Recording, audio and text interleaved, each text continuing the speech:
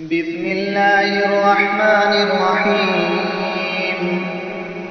سأل سائل بعذاب واقع للكافرين ليس له دافع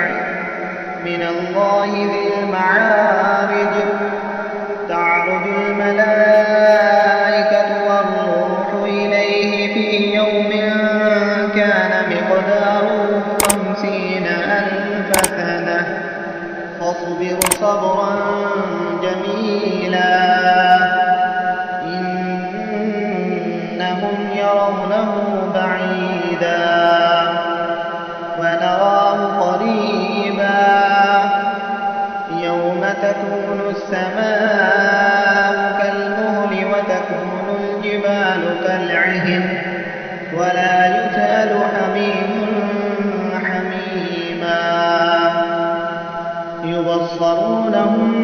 يود المجرم لو يفتدي من عذاب يومئذ ببنيه وصاحبته وأخيه وفصيلته التي تؤويه ومن في الأرض جميعا ثم ينجيه كلا إنها لظى نزاعة للشوى تدعو من أدبر وتولى وجمع فأوعى إن الإنسان خلق هلوعا إذا مسه الشر جزوعا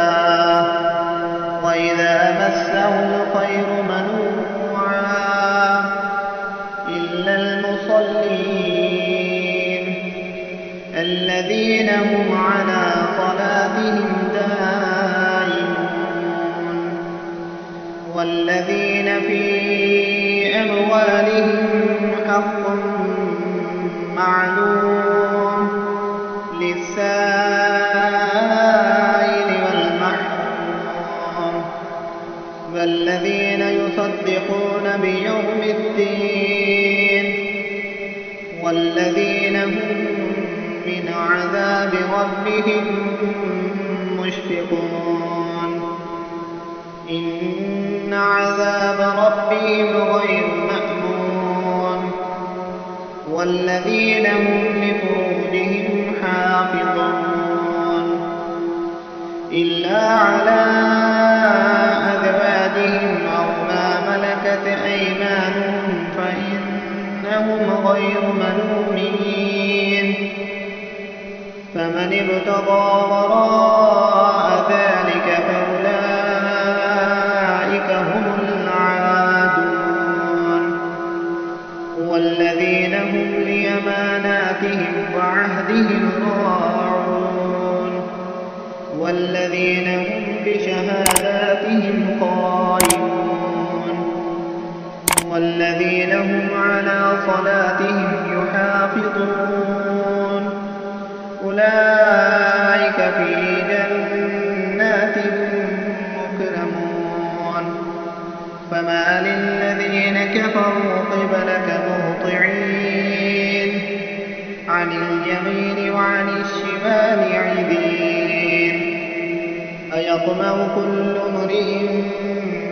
منهم أن يدخل جنة نعيم كلا إنا خلقناهم مما يعلمون فلا أقسم برب المشارق والمغارب إنا لقادرون على أن نبدل خيرا منهم